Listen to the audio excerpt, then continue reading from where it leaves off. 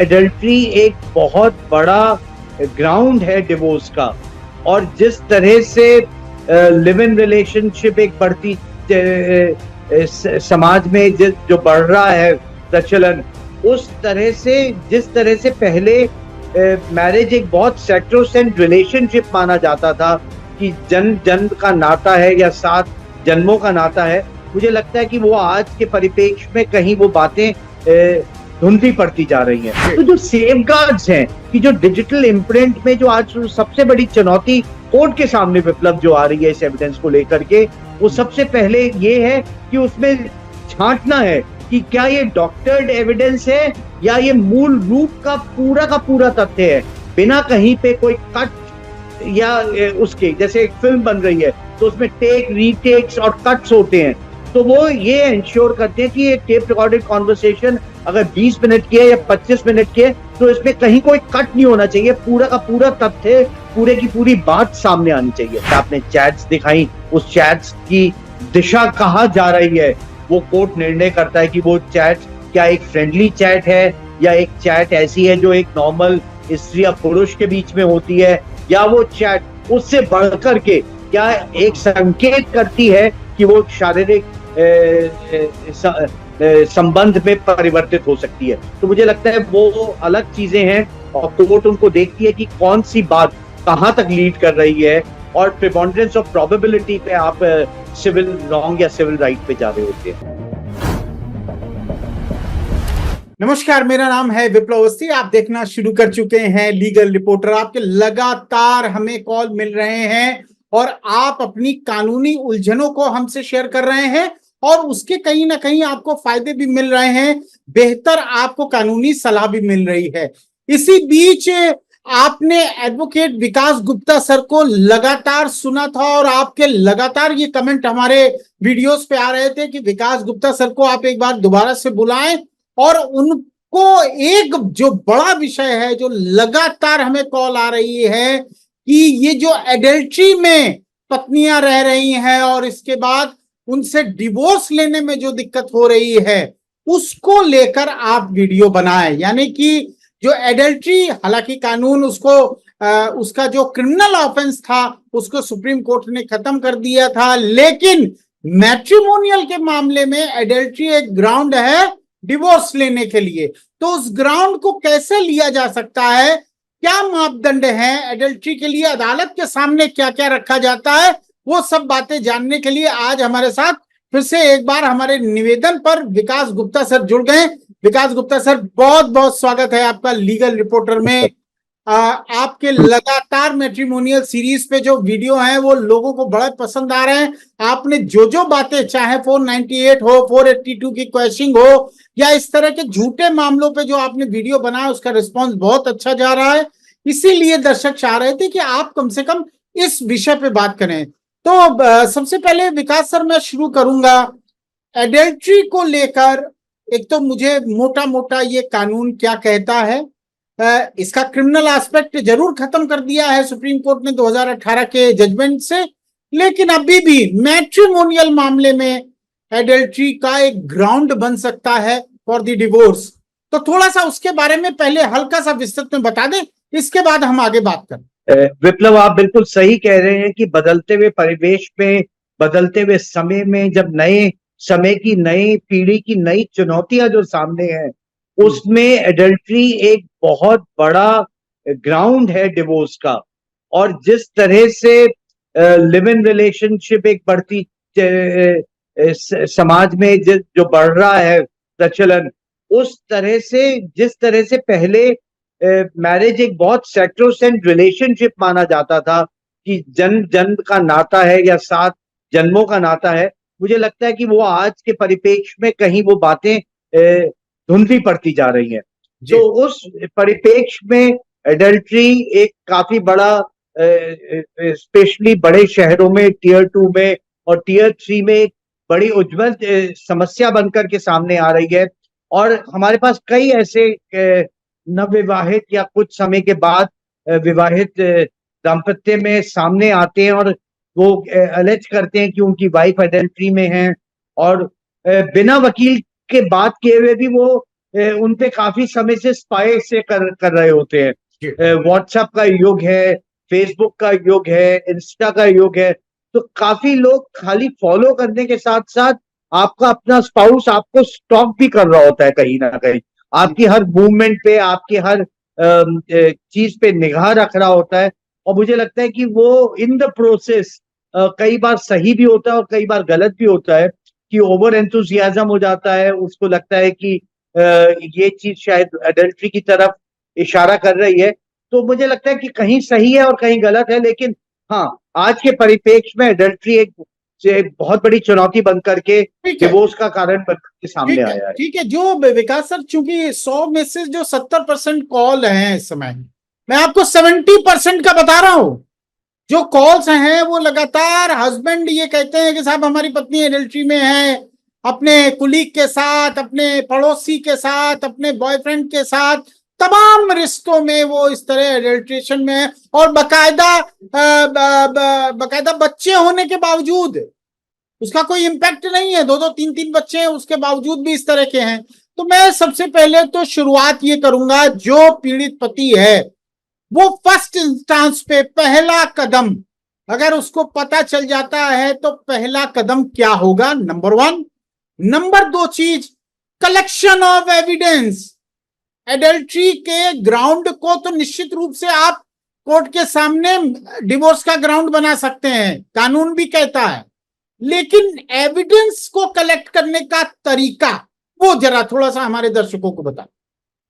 देखिए विप्लव, जब profession start किया था तो उस जमाने में फोटोग्राफ एक बहुत बड़ा माध्यम था। अगर आपको याद होगा कि दूरदर्शन का समय था, स्टार टीवी 1991-92 में आया था, सैटेलाइट टेलीविजन का हम लोग तो दूरदर्शन के युग से आए हैं और कृषि दर्शन के युग से आए हैं, जो हम दूरदर्शन पे देखते थे।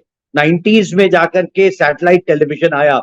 तो जब प्रोफेशन स्टार्ट किया और एक लंबे अरसे तक फोटोग्राफ से एक बहुत बड़ा एविडेंस होता था कि आप डिटेक्टिव को लगाते थे और फोटोग्राफ्स के माध्यम से आप एडल्ट्री को प्रूव करते थे। बदलता समय है, टेक्नोलॉजी ने जो पिछले 20 साल में किया है, शायद जो पिछले 5000 वर्षों में नहीं हुआ, वो टेक्नोलॉजी ने पिछले 20 साल में किया है। और मैं अगर देखूं, आप भी देखेंगे, आपको भी एक लंबा अरसा हो गया लीगल रिपोर्टिंग करते हुए। आपने सुप्रीम कोर्ट, विभिन्न हाई कोर्टों को कवर किया है इतने लंबे अरसे में। तो जो बदलते हुए टेक्नोलॉजी के बदलते हुए रूप को हम सबने जीवांत किया है, देखा है और एहसास किया और जिया है साथ में। उस बदलते हुए युग में विप्लव, फोटोग्राफ्स को आज टेक्नोलॉजी को इंस्टा ने ले लिया है, फेसबुक आ गया, व्हाट्सएप आ गया।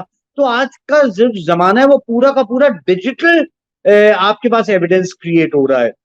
जेरोक्स और कोडैक का जमाना खत्म हो गया और आज डिजिटल का जमाना आ गया है।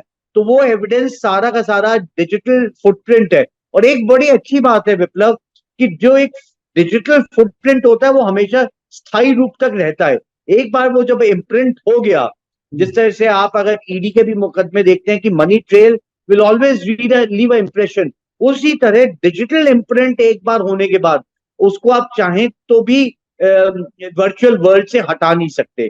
तो वो एक बहुत बड़ा माध्यम आज बन गया है कि एविडेंस जिसको कोर्ट देख भी रही है। हमने जब पढ़ाई करी थी तो राजेश मलकानी वाली एक जजमेंट होती थी टेप रिकॉर्डेड कॉन्वर्सेशन को। तो आज के वक्त में तो एविडेंस को इतना रूप दे दिया गया है, उसमें बहुत सारे बदलाव आ गए हैं और कलेक्शन के साथ साथ बहुत ज्यादा डिजिटल एविडेंस क्रिएट हो गया है और उसपे फॉरेंसिक आने लग गया है। क्योंकि हमें डिजिटल के साथ साथ ये भी ध्यान रखना है कि कहीं ये डॉक्टर तो नहीं है, क्योंकि जिस तरह से आप देख रहे हैं आज एआई का जमाना आ गया है। तो आपको यही नहीं पता चलता कि ये विप्लव बैठे हैं या वो एआई बैठ करके बोल रहे हैं। तो इन बातों का भी हमेशा मुझे लगता है ध्यान रखने की बात है। ठीक है, ठीक है। थोड़ा सा विकास सर उस बारे में आप बता दीजिए कि अगर किसी हस्बैंड को ये पता चल जाता है कि पत्नी किसी एडल्ट्री में है या किसी गैर पुरुष के साथ उसके संबंध हैं, एक तो लैंग्वेज के हिसाब से एडल्ट्री में स्पाउस से अलग व्यक्ति होना चाहिए, उसके साथ उसके फिजिकल रिलेशन होने चाहिए। ये बहुत दो प्रमुख बातें हैं। मैंने जैसा कहा उसका एविडेंस कलेक्शन क्या आप सुझाव देंगे, वो थोड़ा सा बताएं। देखिए विप्लव, सुझाव तो मुझे लगता है श्रोताओं से या जो पीड़ित हस्बैंड है उनसे ही आ रहे होते हैं। जी तो आजकल एक तो कि आप सबसे ज्यादा अपने स्पाउस के या अपने बच्चों के फोन को स्पाई करते हैं।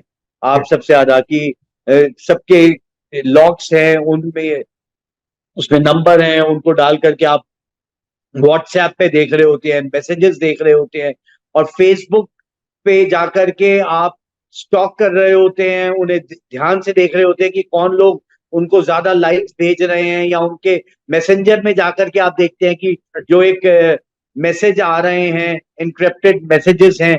तो ये वही ऐसे वो तरीके हैं जिस तरह से आपको शायद पहली बार संदेह होता है, और वो संदेह पे फिर आप एविडेंस कलेक्शन पे जाते हैं। मुझे लगता है कि जो एक डिटेक्टिव एजेंसी का एक जमाने में काम होता था, वो आज डिजिटल एज में आने से बहुत ज्यादा लोग, और जो नई पीढ़ी है वो इतनी ज्यादा एजुकेटेड है, वो इतनी ज्यादा तत्पर है, और ये कहीं पे भी ऐसा नहीं है कि education is link to technology. आज के युग में विप्लव, आप सही मानिए, आप जो नई पीढ़ी है वो किसी भी इकोनॉमिक स्टेटा या किसी भी एजुकेशन स्टेटा से आती हो, वो डिजिटल टेक्नोलॉजी में बहुत ज्यादा तत्पर है।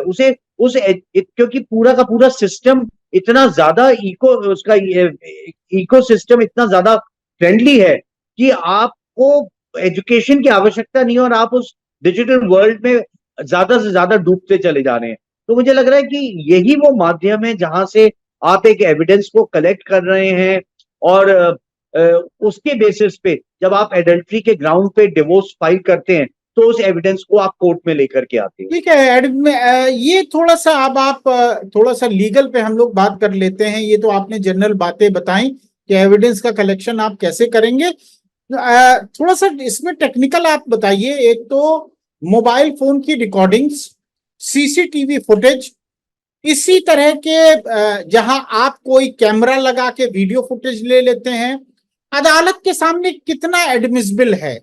क्या उनमें कोई आपत्तियां भी आती हैं, या आप सीधे कोर्ट के सामने अंडर इंडियन एविडेंस एक्ट, जो कि अब नया बदल भी गया है, उसके अंतर्गत आप 65B पहले था और अब बदलाव हुआ है, तो उसके अंतर्गत अपना एक फाइल करते हैं और अपनी सीडी है या पेन ड्राइव है आप जमा कर देते हैं। तो क्या एडमिसिबल है, वो उसके बारे में थोड़ा सा बताइए। विप्लव, मैं थोड़ा सा आपको इसके परिप्रेक्ष्य में लेकर के जाना चाहूंगा आपको मैं, और ये बताऊंगा कि जब जो डिजिटल एविडेंस आता है, अगर हम एक उदाहरण तौर पे ले कि टेप रिकॉर्डेड कॉन्वर्सेशन है, तो सुप्रीम कोर्टों ने इनको भी इनको एविडेंस को मानते हुए ये कहा है कि हमें इसके बारे में सतर्क भी रहने की आवश्यकता है, क्योंकि आप एकदम एट द आउटसेट नहीं मान सकते कि ये जो टेप रिकॉर्डेड कॉन्वर्सेशन है वो सही है या नहीं। कोर्ट का ये मानना है कि कोर्ट को ये देखना होगा जिसके समक्ष ये एविडेंस लाया जा रहा है कि क्या ये डॉक्टर तो नहीं है, क्या ये बीच में तोड़ मरोड़ करके तो नहीं दिया। आपने देखा होगा कि कई कर्नाटका की असेंबली में कुछ विधायकों को आपत्तिजनक वीडियो देखते हुए पाया गया, या उनसे बात करी तो ये देखा गया, या कोई कॉन्वर्सेशन हुई वहां के पूर्व मुख्यमंत्री की किसी और से, तो ये देखा गया कि क्या ये डॉक्टर तो नहीं है ये रिकॉर्डेड कॉन्वर्सेशन। तो जो सेफगार्ड्स हैं कि जो डिजिटल इम्प्रिंट में जो आज सबसे बड़ी चुनौती कोर्ट के सामने विप्लव जो आ रही है इस एविडेंस को लेकर के, वो सबसे पहले ये है कि उसमें छांटना है कि क्या ये डॉक्टर्ड एविडेंस है या ये मूल रूप का पूरा तथ्य है, बिना कहीं पे कोई कट या उसके, जैसे एक फिल्म बन रही है तो उसमें टेक रीटेक्स और कट्स होते हैं, तो वो ये इंश्योर करते हैं कि ये टेप रिकॉर्डेड कॉन्वर्सेशन अगर 20 मिनट की है या 25 मिनट की है, तो इसमें कहीं कोई कट नहीं होना चाहिए, पूरा का पूरा तथ्य, पूरे की पूरी बात सामने आनी चाहिए। और जहां तक बात यह है कि जो ज्यादा मैं आपको, क्योंकि पुराने एविडेंस एक्ट के बारे में जो ज्यादातर आपके श्रोता भी जान रहे हैं, आईपीसी को भी लेकर के, सीआरपीसी को लेकर के और एविडेंस एक्ट को, 65B का सर्टिफिकेट आप तो सिर्फ ये है कि आपने पूरा का पूरा ये एविडेंस किसी इंस्ट्रूमेंट पे से, किसी कंप्यूटर पे से, किसी लैपटॉप पे से, किसी फोन पे से डाउनलोड किया है, और बिना किसी फेर बदल के बिना किसी संशोधन के आपने कोर्ट के समक्ष लेकर के आए हैं। तो ये बात हुई। अब विप्लव सबसे बड़ी बात ये आती है कि आप कहेंगे कि ये राइट टू प्रिवेसी है, बट राइट टू प्रिवेसी भी आपका विद सर्टेन रिस्ट्रिक्शंस हैं। अगर आप कोई एविडेंस को लेकर के आ रहे हैं तो कोर्ट को देखना होगा कि किस परिप्रेक्ष्य में वो है। क्या वो आपका राइट टू प्रिवेसी को इन्फ्लुएंस कर रहा है? अगर आप किसी और के राइट्स को हनन कर रहे हैं तो वो मैं आपका राइट कैसे हो सकता है? ठीक है, मैं इसको और क्वेश्चन को और साधारण आपके लिए फ्रेम कर देता हूं। एक हस्बैंड है और उससे शक है अपनी पत्नी पे, उसने उसकी कॉल रिकॉर्डिंग्स को उसके मोबाइल से निकाल लिया है, या उसने कॉल रिकॉर्डिंग का ऑप्शन उसमें डाल के ऐप के थ्रू उसको निकाल दिया और कोर्ट के सामने जमा करता है। अब इस कंडीशन में वाइफ जाके ये विरोध जताती है कि justice पुट्टा Swami versus union of India का लैंडमार्क सुप्रीम कोर्ट का जजमेंट है, जिसमें राइट टू प्राइवेसी यानी कि निजता का अधिकार दिया गया है। तो वाइफ ऑब्जेक्शन उठाएगी कि साहब ये मेरी निजी बातें ये कोर्ट के सामने ले आए, जो कि कोर्ट को नहीं माननी चाहिए। इस पर हम विकास गुप्ता सर से जानेंगे कि उनकी सैंक्टिटी क्या है। अगर आपके केस में भी आप लगाने जा रहे हैं, सीसीटीवी हो या मोबाइल रिकॉर्डिंग हो और चाहे टेप रिकॉर्डिंग, इस तरह जो भी सामान है, तो उस समय जब आपको अपोज आए तब आप क्या कहेंगे? विकास सर, इसका जरा आंसर दे दीजिए जी। मैं स्टार्ट करता हूँ। जो आपने बड़ा अच्छा सवाल लिया विप्लव, कि राइट टू प्रिवेसी को एक फंडामेंटल राइट माना गया है आर्टिकल 21 में। ये 7 जजेस कॉन्स्टिट्यूशनल बेंच की जजमेंट आई। और लेकिन अभी सिर्फ की tape recorded conversation between a wife, ये राइट टू प्रिवेसी का हनन हो रहा है, ये थोड़ा ग्रे एरिया है इस जजमेंट के बाद से। क्योंकि अगर आप मध्य प्रदेश हाई कोर्ट को देखोगे तो उन्होंने इस एविडेंस को जो लिया नीचे के ट्रायल कोर्ट ने और एक ग्राउंड बनाया डिवोर्स का, उस ऑर्डर को सेट असाइड कर दिया। लेकिन जब आप बड़े शहरों में बॉम्बे हाई कोर्ट पे जाते हैं या दिल्ली हाई कोर्ट में जाते हैं, तो इन तथ्यों को, इन एविडेंस को कोर्ट ने माना, नीचे ट्रायल कोर्ट ने, फैमिली कोर्ट ने, और उसको बेसिस ऑफ डिवोर्स माना उस एविडेंस को कि ये अडल्ट्री साबित हो पा रही है, और उसके बेसिस पे उसको दिया। तो दिल्ली हाई कोर्ट या बंबई हाई कोर्ट ये कहता है कि आप जो एविडेंस लेकर के आ रहे हैं वो जुडिशियल माइंड की स्क्रूटनी है कि वो मटेरियल क्या है। क्या वो जो एक हस्बैंड और वाइफ की कॉन्वर्सेशन है वो एक प्रिविलेज कॉन्वर्सेशन है, लेकिन अगर एक वाइफ एडल्ट्री में है और किसी और से बात कर रही है, और जो मेरे किसी एक हस्बैंड के राइट को अगर वो डिफीट कर रही है, तो वो उसका फंडामेंटल राइट या उसका राइट टू प्रिवेसी कैसे हो सकता है? तो ये ग्रे एरिया है कि किस तरह से आप अपने एविडेंस को कोर्ट को कलेक्ट कर रहे हैं। एक इंपॉर्टेंट बात, उसमें कोई डॉक्टर्ड एविडेंस नहीं है, उसमें कोई त्रुटियां नहीं है, वो बिल्कुल नीट क्लीन एविडेंस है। स्टर्लिंग क्वालिटी एंड इंटेग्रिटी का वो एविडेंस है। तो उसे कोर्ट अलग नजरिए से देखती है। लेकिन अगर कोई एविडेंस में कोर्ट को लगता है कि ये डॉक्टर्ड होने की संभावना है, तो कोर्ट उसको ग्राउंड नहीं मानेगी एडल्ट्री का। ठीक है। जो विकास गुप्ता सर कह रहे हैं वो आपको और साधारण भाषा में समझा देता हूं। विकास गुप्ता सर कह रहे हैं कि जो एविडेंस आपने पेश किया, यानी कि रिकॉर्डिंग, सीसीटीवी फुटेज, वो तो नितांत में बनाया गया था ना, लेकिन आपने जब पेश किया तो कुछ हाई कोर्ट्स ने कहा कि नहीं, ये एडमिट नहीं करते हैं क्योंकि ये निजता का अधिकार का उल्लंघन है। लेकिन कुछ हाई कोर्ट्स ने कहा कि नहीं, अगर वो स्टर्लिंग एविडेंस है, कोर्ट को लगता है कि प्राइमा फेसाई कोई डॉक्टर नहीं है, उसमें कहीं वॉइस का वो कहीं नहीं है, कहीं ऊपर से आगे पीछे उसमें कुछ नहीं किया है, किसी तरह से छेड़छाड़ नहीं की गई है, और अगर कोर्ट ये समझता है कि नहीं, ये इस केस यानी कि मैट्रिमोनियल केस के लिए बहुत इंपॉर्टेंट एविडेंस है, तो उसको एक्सेप्ट कर सकता है। यानी कि वो कहना ये चाह रहे थे विकास गुप्ता सर कि अभी एक लाइन तय होनी है, जब सुप्रीम कोर्ट में कोई बड़ा महत्वपूर्ण जजमेंट आएगा और सुप्रीम कोर्ट की एक लार्जर बेंच उसको, ये जो अलग अलग जजमेंट्स आ रहे हैं उनको एक कर देगी, उसी समय हो जाएगा। तो फिलहाल के लिए जब भी इस तरह का मामला हो, तब तमाम आपके पक्ष में जजमेंट है, हस्बैंड के पक्ष में है कि उसको एविडेंस बनाया जा सकता है। और इस वीडियो के नीचे हम उन जजमेंट्स के लिंक भी आपको डाल देंगे, आप वो पढ़ सकते हैं और देख सकते हैं। विकास गुप्ता सर, थोड़ा सा मैं आम भाषा में जानना चाहूंगा, एडल्ट्री को आप डिफाइन कैसे करते हैं? एक महिला किसी पुरुष से बात कर रही है या मन बहलाने के लिए ही बात कर रही है, क्या वो एडल्ट्री होगी? एक महिला किसी पुरुष के साथ अगर स्कूटर में बैठ के चली गई है तो वो क्या एडल्ट्री होगी?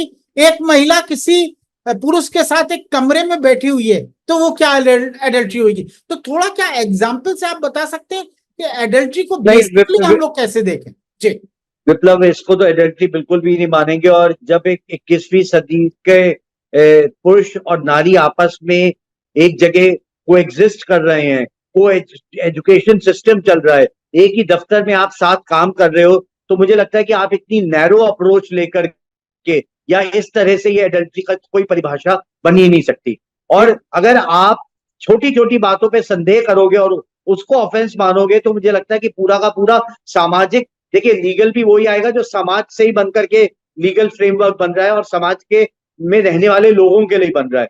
और अगर हम इतनी नैरो इंटरप्रिटेशन करेंगे उसकी, अगर अपनी परिभाषा देने की कोशिश करेंगे कि कोई एक स्त्री किसी पुरुष के साथ कॉफी शॉप में बैठ करके अपने सहयोगी के साथ कॉफी पी रही है, या स्कूल में है, या कॉलेज में है, या नेबरहुड में है, तो मुझे लगता है उतनी नैरो इंटरप्रिटेशन की आवश्यकता नहीं है।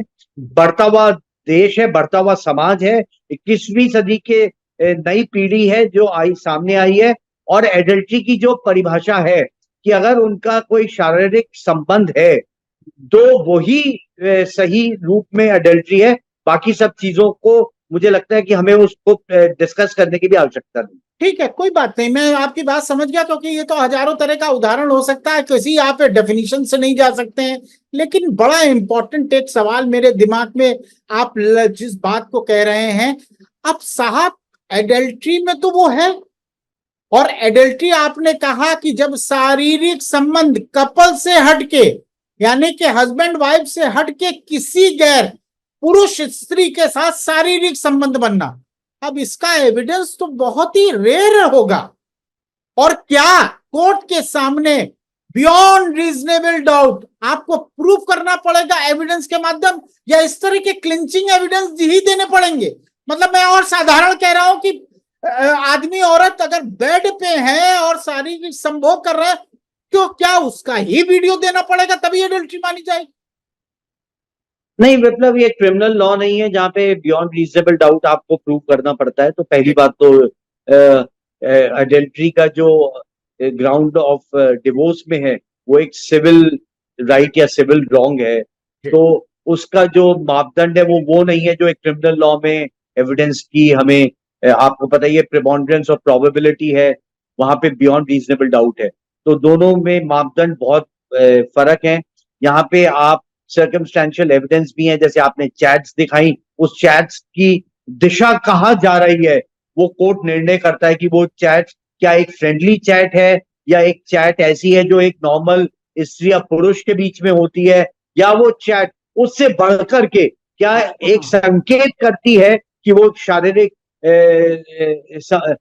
संबंध में परिवर्तित हो सकती है। तो मुझे लगता है वो अलग चीजें हैं और कोर्ट उनको देखती है कि कौन सी बात कहां तक लीड कर रही है, और प्रिपॉन्डरेंस ऑफ प्रोबेबिलिटी पे आप सिविल रॉन्ग या सिविल राइट पे जा रहे होते हैं। ठीक है, यानी कि आप विकास सर जो कहना चाह रहे हैं वो बड़ा इंपॉर्टेंट है कि कोर्ट का एक तो बड़ा रोल है, जब आप इस तरह के एविडेंस लगाएंगे और उस एविडेंस को उस कसौटी में कसना चाहिए कि क्या वो एविडेंस जिस मामले के लिए दाखिल किए गए हैं उसी से संबंधित है, क्या डॉक्टर है या नहीं है, क्या उनके साथ छेड़छाड़ हुई है नहीं है, उनका पर्पस क्या है, उनको क्यों लाया गया है, ये कोर्ट को देखने का है। और दूसरा जो इंपॉर्टेंट बात सर ने कही, जो मैं समझ पा रहा हूं कि एडल्ट्री के ग्राउंड को प्रूव करने के लिए भी अदालत का एक बड़ा रोल होता है।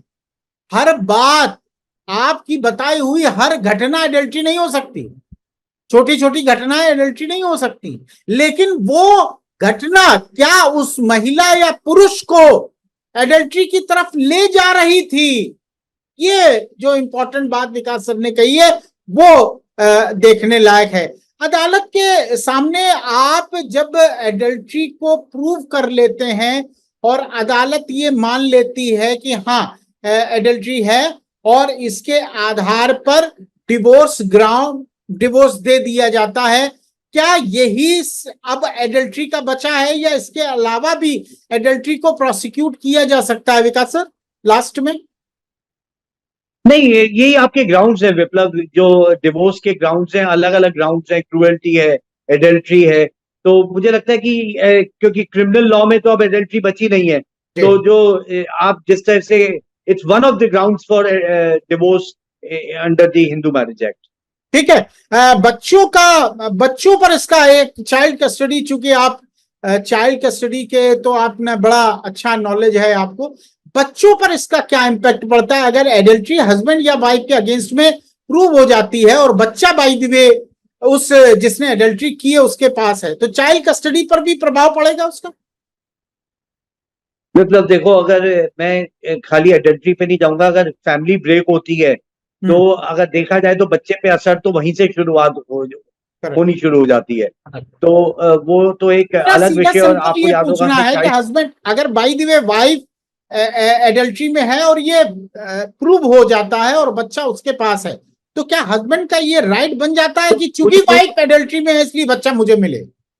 बिल्कुल बिल्कुल, ये फैक्टर्स हैं। आपने याद होगा हमने एक वीडियो भी करी थी चाइल्ड कस्टडी पे, कि जहां देखा जाता है कि किसका कैरेक्टर अच्छा है, कौन बच्चे को अच्छे से सपोर्ट कर सकता है, कौन बच्चे के साथ अच्छा टाइम बिता सकता है, कौन बच्चे को ज्यादा अच्छी एजुकेशन प्रोवाइड कर सकता है, कि वो किस शहर में रहता है जहाँ पे ये रिसोर्सेज अवेलेबल है। और डेफिनेटली जो अडल्ट्री में है उसके पास चाइल्ड कस्टडी जाने की संभावना कम हो जाती है।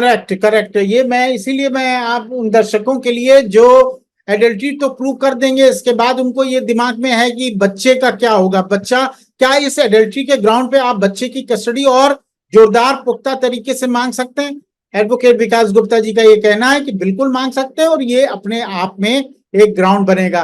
विकास सर बहुत बहुत शुक्रिया, बहुत बहुत धन्यवाद। एडल्ट्री लॉ पर आपने जो बातें बताई, निश्चित रूप से जो हमारे दर्शक इसे देखने वाले हैं इससे बेहद लाभान्वित होंगे और उनको कहीं ना कहीं दिशा मिलेगी कि हमको इस एडल्ट्री को कैसे प्रूव करना है, कैसे अदालत के सामने रखना है, कैसे हमें एविडेंस देना है और इस एविडेंस को साबित कैसे करना है। तो ये तमाम बात आपने बताई, बहुत बहुत शुक्रिया, बहुत बहुत धन्यवाद, नमस्कार। लीगल रिपोर्टर के सभी वीडियो को देखने के लिए लीगल रिपोर्टर को सब्सक्राइब करके बेल आइकन बटन जरूर दबाएं